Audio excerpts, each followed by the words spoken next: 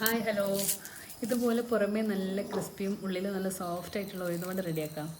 അപ്പോൾ അതിന് വേണ്ടിയിട്ട് ഞാനൊരു 3 മണിക്കൂറോളം കുതിർത്ത് വെച്ചിട്ട് അരച്ചെടുത്ത ഉഴുന്നാണ് ഇട്ടത്.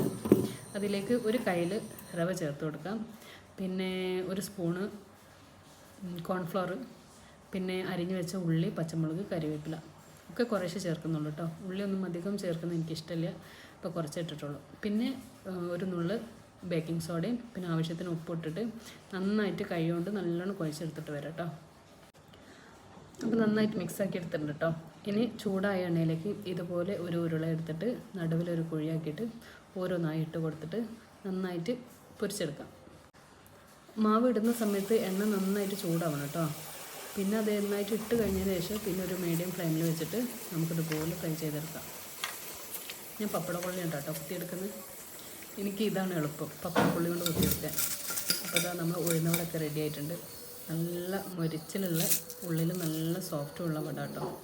അപ്പോൾ എല്ലാവരും ഒന്ന് ട്രൈ ചെയ്ത് നോക്കട്ടോ. Okay, thank U.